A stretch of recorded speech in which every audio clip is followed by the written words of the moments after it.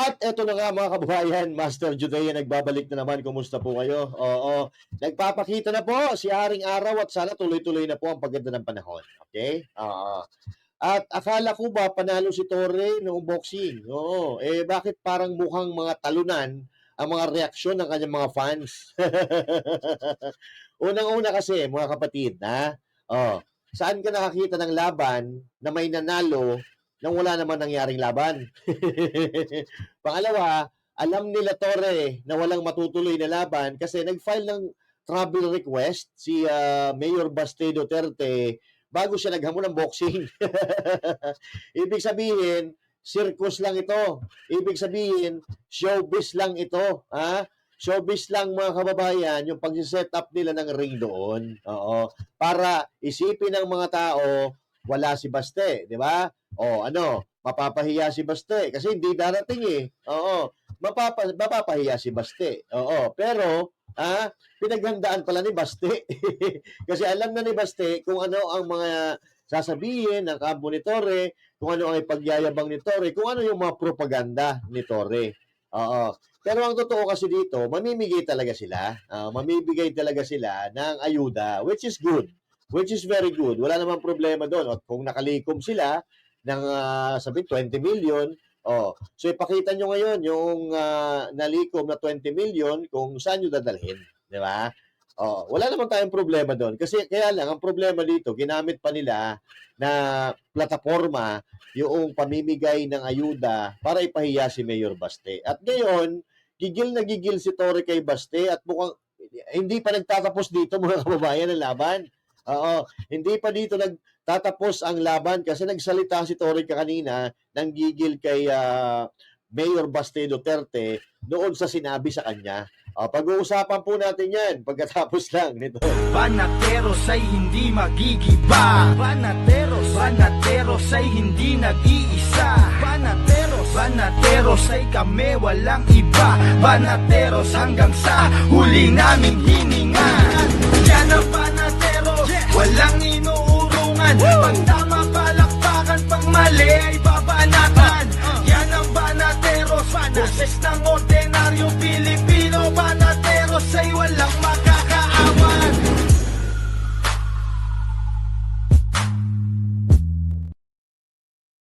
At siyempre, magandang araw Luzon, Visayas, Mindanao at sa mga kababayan nating OFW, mga immigrants sa iba't ibang panig ng mundo. Magandang araw po sa inyo lahat. Kumusta po kayo? At ngayon po ay Lunes.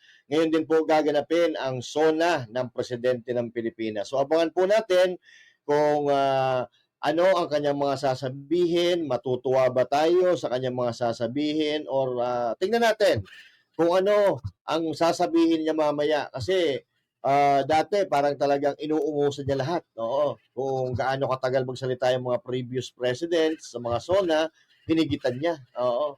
At mukhang marami siya nagawa. Oo, tingin natin. Okay, anyway, sa ibang topic na natin pag-usapan yan. So pag-usapan muna natin itong sa tingin ko ay hindi pa natatapos na laban ni Mayor Baste Duterte at ni Torre. Kasi kanina, nagpa-press con or na-interview itong si Torre, gigil na gigil kay Mayor Baste. So, alam naman natin mga kababayan na si Mayor Baste ay sinabi niya kay Torre na kung magsusuntukan sila, matatalo niya si Torre. Oo. Actually, noong panahon na yon, hindi naman siya talaga nag-aya. Oo, hindi naman talaga siya nag-aya. Sinabi lang niya out of frustration dahil alam naman natin na si Torre ang kumidnap sa tatay ni Mayor Baste Duterte na walang iba kundi ang dating presidente na si Mayor Duterte. So sa madaling salita, si Torre naghamon ng boxing pero alam niya na wala namang Baste Duterte na darating kasi pupunta ng Singapore si Mayor Baste Duterte ng linggo na yon. Okay? At actually 1 week before pa siya pumunta si Mayor Baste nag-file na po siya ng travel request sa DILG Secretary na walang iba kundi si John Vic Rimulya. So now, mga kababayan, sa madaling salita, sabi, hindi nga natuloy ang laban. Hindi natuloy ang laban dahil wala naman talagang Basti na darating kasi may trabaho nga sa Singapore. Pero, idiniklara si Torre, inawan tanga no? Idineklara si Torre na champion, na panalo sa laban. Saan ka nakakita na wala naman nangyaring laban tapos biglang may nananalo? Oo. So, panoorin natin. Natawa ako parang tanga eh, no? But anyway, nakakatawa naman talaga eh. Yun din ang sabi ng ating mga kababayan, no? So pakinggan po natin itong sinabi ni Mayor Baste na sa tingin ko ay magbabago ang isip ni Torre. Kasi ang sabi ni Torre, hindi na daw niya papansinin si Mayor Baste Duterte kapag naghamon ulit or nagkaroon ng revanse. Oo. Nagkaroon ng rematch, no? Oo. So, sa madaling salita, alam kasi talaga ni Torre na walang Basti na darating at alam naman natin na hindi mananalo ni Torre kay Basti Duterte. Ang laki-laki niyan. 6-footer yan si Basti Duterte, maniwala kayo sa akin. At ang lakas niyan. Pag nakipagkamay nga sa'yo, kala mo madudurog kamay mo eh. So ito, panoorin natin ang sabi ni Mayor Basti Duterte. Masaya naman ako na na nag-iensayo na si Torre ngayon. Oh. However, Nag-jogging pa nga sa ulanan eh. Oh, nag-shadow boxing pa eh. Champion sa shadow boxing. Yon. ito yan. Kung gusto mo lang talaga ng suntukan, bakit kailangan mo pa mga charity? Why do you need kailangan mo pang gamitin yung nangyayari ngayon? Yan. Nabaha dyan sa Metro Manila. Eh syempre nga, matagal na nating sinasabi na gagawin itong Torre will take advantage of this para sumikat siya, para mapahiyan niya si Mayor Basti Duterte. 'Di ba? Kasi kung tama si kung matapang ka talaga, pupuntahan ka nga ni Mayor Basti kung saan magsabi ka lang Gusto mo, puntahan kita, walang kamera, suntukan tayo, walang gloves. Bakit ba kailangan mo ng masyado ka mang masubis? Showbiz. Well, hindi ko alam kung if you're really serious about this, kung gusto mo yung charity na yan and you've laid some conditions, then let me lay my own conditions for the event. Kung serious ka talaga ha, but I cannot be there sa Sunday. I have other things to do. Pero Tuesday, available na ako. So, dito, itong mga kababayan, kadugtong po ito nung unang video na ipinalabas ni Mayor Baste sa Basta Dabawenyo. Oo, Basta Dabawenyo. So, pinutol lang ito ni Mayor Baste para may pang soft lock kay Torre kung maglalabas siya ng mga statement na hindi dahil hindi nga makakarating si Mayor Baste, alam ni Mayor Baste kung ano ang sasabihin ng kampo ni Torre na ipapahiya siya dahil hindi siya nakapunta. So, ibig sabihin, ipapalabas, nanuduwag siya. Pero ang totoo mga kababayan, 1 week before na umalis si Mayor Duterte papuntang Singapore, pinirma na po yung kanyang travel document. Oo. Okay? Tuesday, Wednesday, but not Sunday. No. Tuesday, Wednesday, or any other day. Kaya, I think, mas okay para sa'yo kasi mas may oras ka pa para mag-ensayo. Kasi medyo yung pagsuntok mo, pag jab mo, nakababa ka agad yung kamay mo, kailangan nakadepensa yan sa mukha mo. Pag jab mo, balik ka agad sa mukha, ha? So, konting advice lang, mag-ensayo ka. Konting advice lang, mag-ensayo ka. Di ba? Nakita ko yung shadow boxing, wala talaga eh. Hindi makapagpatumba ng kalaban. Kaya nga, ito, mga kababayan, circus lang talaga ito. Kumbaga, mamimigay talaga sila ng ayuda and then, ginamit na nilang platform yon para ipahiya nila si Mayor Basti Duterte. Akala kasi, maloloko nila yung taong bayan. Akala nila magagalit at madidismay yung tao kay Mayor Basti Duterte kasi hindi siya pupunta. At handang-handa nga si Basti Duterte. Handang-handa si Duterte sa sasabihin ng mga tao. I think you've succeeded in the smoke screen that you've provided for this administration. Na una, yung visit ni Marcos na tinatawag nila na a success where we got a 1% reduction of the 20% imposed tariff on us. So, tsaka yung baha dyan, ginagamit mo pa yung demise of the people, to divert real issues. So kung gusto mo talaga, dalawa lang yan. Either puntahan kita, tayo lang dalawa, magsama ka lang ng bodyguard mo para kung may mangyari sa'yo, at least may mag-alsa pa sa'yo sa ospital. Meron ganun sa hospital. Kasi matutulog talaga siya dito kay Basti. Ang laki ng kamaon yan eh. Oh. Walang hiya talaga. Oh. Suntukan tayo, walang gloves. Or kung gusto mo yon, ganito.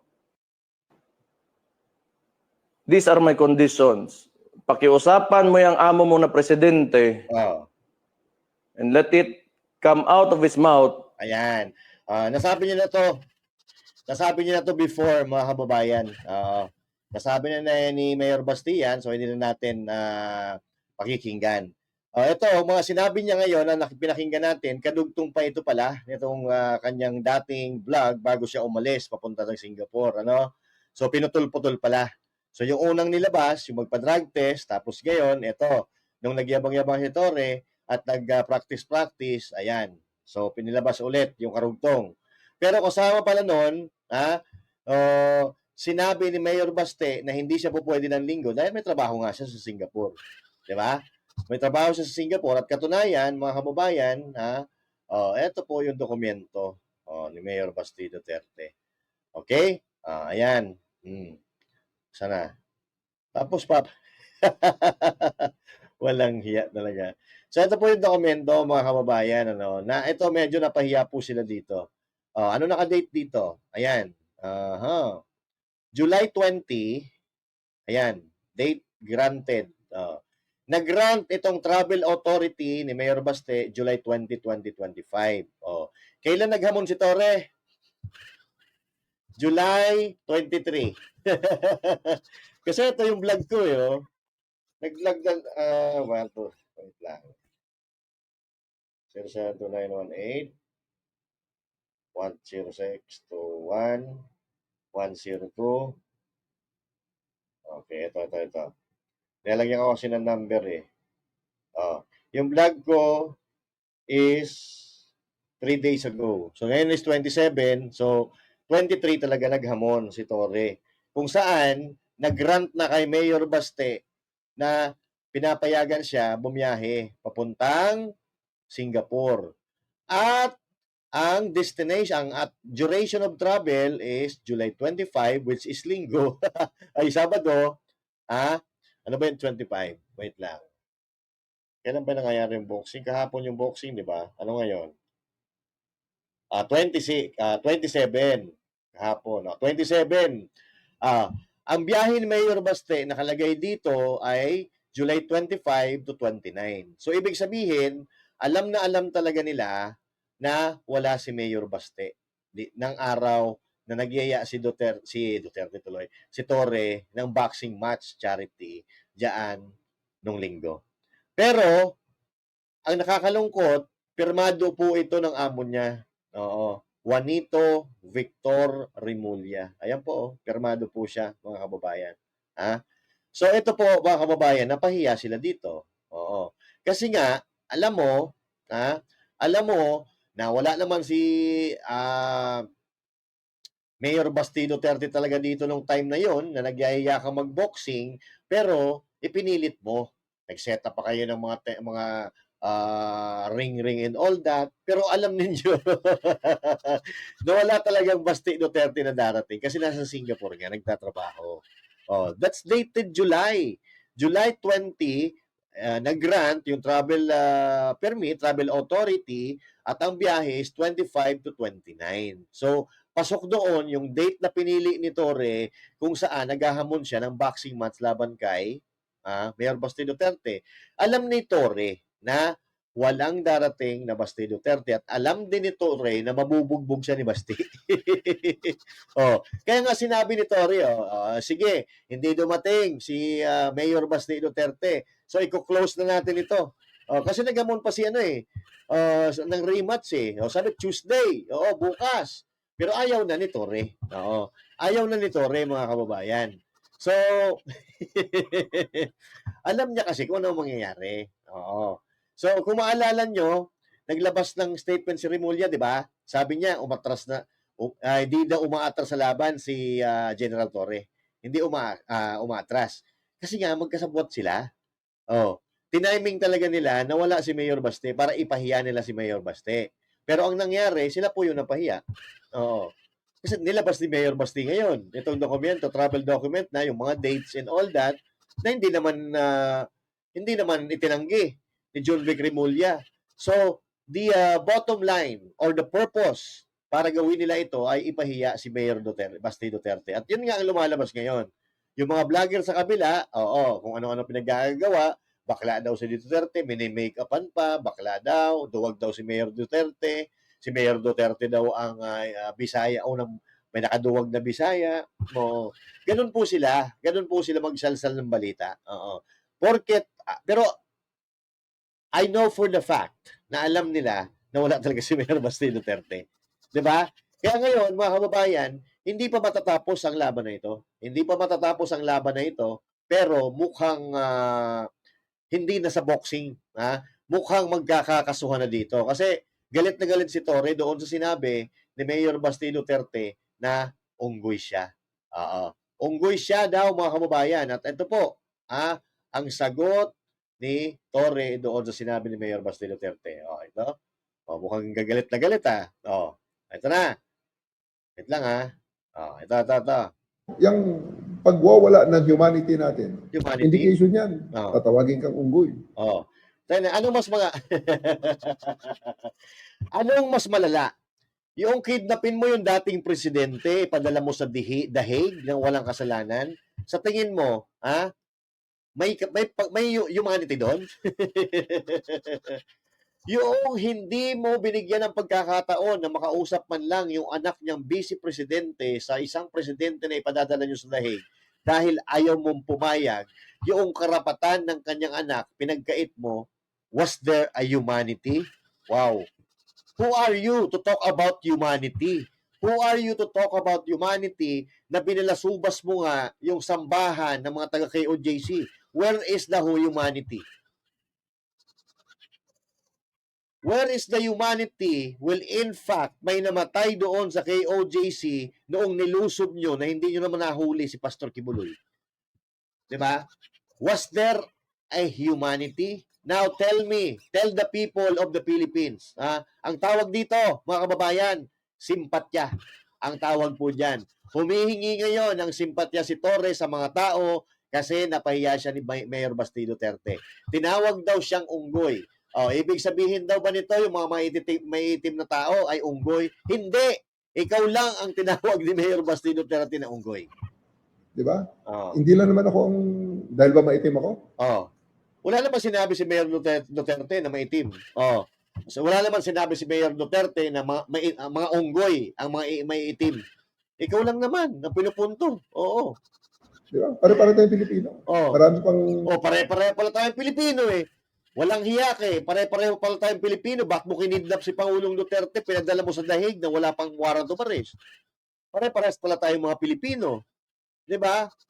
So no, don't Filipino, don't us. Kasing itim ko na Pilipino. So lahat kami unggoy. Walang sinabing Yun ang gano'n. medyo- Walang sinabing, mahina talaga sa comprehension to. Oo. Mahina talaga sa comprehension. Wala namang sinabi si Mayor Baste na mga maitim ka, kaya unggoy ka. Wala namang gano'n. Oo. Siguro sa itsura mo, baka, hindi ko alam kung ano yung bakit, anong basihan ni Mayor Duterte, pero I don't think na maitim ka. Pinapalagan ko talaga. Dahil nawawala ang humanity Wow. ng ating mga kababayan.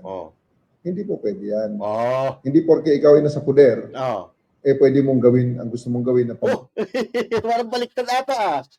Parang dapat sinasabi mo yan, sir, sa sarili mo. Oo. Dapat sinasabi mo sa sarili mo yan, sir, hindi kay Duterte. bubuli Parang lumalabas pa dito, siya pa yung nabubuli, ha? sa mga mas maliliit. Wala nga talaga. Oy! Okay, di ba?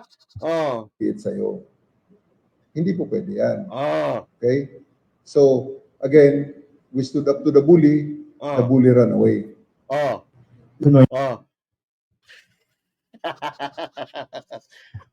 Tumakbo daw yung bully. Walang hiya talaga. Alam mo, nawala si Mayor Basti Duterte. Ha? Oh, Thanks, sir. I know po sinabi niyo na po sa flag raising na you wanted to close that chapter na po, pero balikan lang po natin yung kay Mayor Bastejo. Meron pong mga social media comments ko pointing out na may travel document naman na po si Mayor Baste prior pa po doon sa set ng boxing match. Ano pong reaction niyo po doon, sir? I'm not aware of the travel document. At saka, I'm not aware of that document, pero magkasama kayo ni Rimulya. Amo mo si Rimulya, di ba? Oh. Nung naghamon ka, naghamon ka kay Mayor Baste Duterte na igaganapin sa 27, alam ni Rimulya na wala si Mayor Baste. Ba't di ka sinabihan? Oh, ibig sabihin, nagagamitan kayo, ginagamit ka para ipahiya ka, o paano ba? Hindi ko alam. Oo. ah, ah, well, Oh. sarado na nga yun eh. Pero saying that, no, hindi naman yan ang una niya sinabi. Di ba? Hindi naman yan ang kondisyon niya nung unang i-invite natin siya na mag-participate tayo sa isang charity boxing match. Ang una niya sinabi kaagad, drug test sa lahat ng government officials. Oh, checkmate ka ngayon. Oh, akala mo kasi mapapahiya mo si Mayor Basti Duterte, okay? Unang-una, alam nyo na wala si Mayor Basti Duterte kasama yung amo mo na si John Vic Rimulya, di ba? DILG Secretary. Oh, siyempre, sa pagkakataon na yon, oo, wala si Mayor Duterte, hindi pupunta yan, mapapahiya natin siya. Ano ginawa ni Mayor Basti Duterte?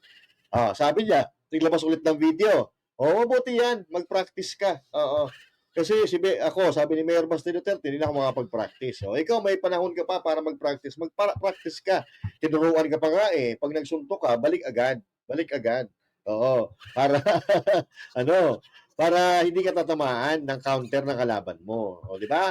O, tinulungan ka pa nga ni Mayor Basti Duterte. O, tapos tinuloy mo pa rin. Oo.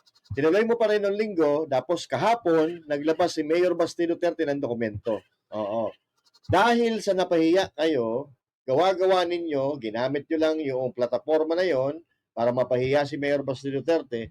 Actually, wala eh. Hindi nyo napahiya si Mayor Basti Duterte. And now, you have a guts para manghingi ng sympathy sa mga Pilipino and you're talking about humanity. So, hindi ikaw yung tao, sir, na dapat magsasalita about humanity because you don't have that. Di ba?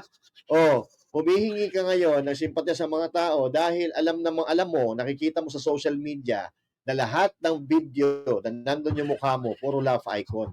Puro ha-ha-ha. Oh.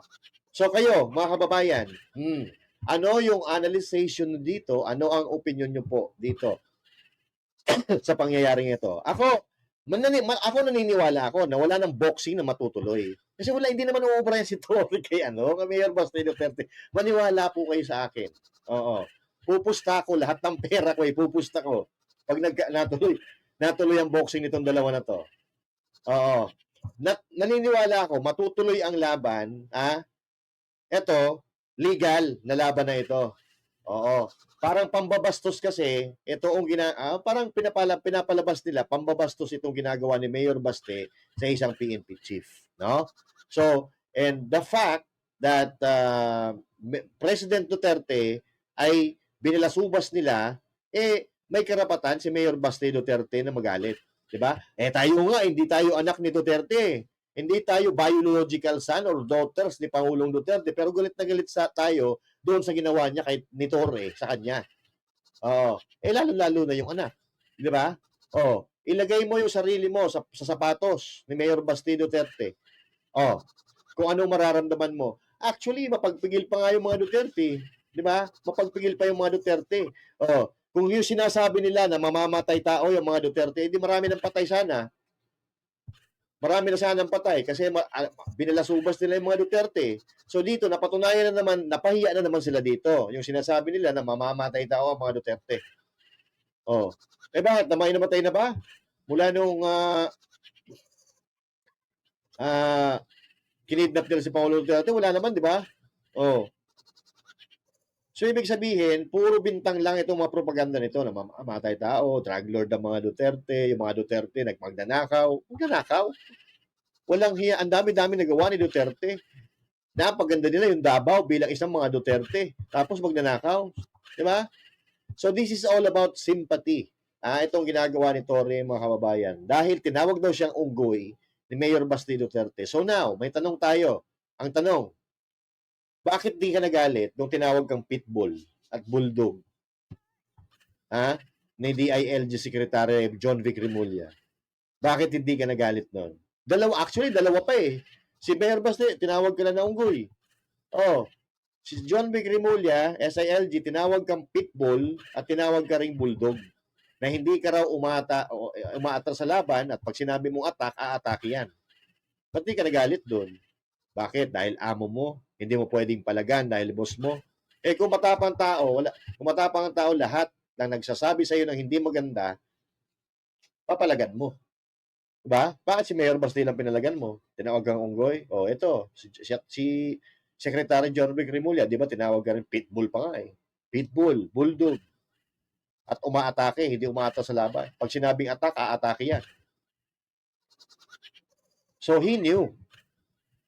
He knew your character. Okay? At alam mo rin kung ano yung character na magkakilala kayo. 'Di ba?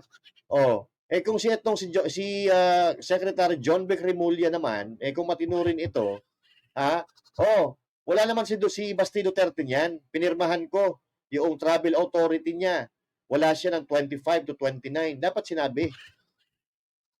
'Di ba? Wala naman siya sinabi. Well, in fact, pinanigan pa niya si Tory eh. Sige, tuloy mo ilaban. Bakit? Para ipahiya si Mayor Basti Duterte na nabaliktad ngayon. Sino napahiya? Matalino yung mga Duterte. Unti-unti niyang, ang ginawa ni Mayor Basti Duterte, unti niyang inilabas yung video. Unang nilabas niyang video, magpapa-higher follicle test. Di ba? Alam niya kasi na hindi naman magpapa-higher follicle test talaga. Wala magpapa-higher follicle test.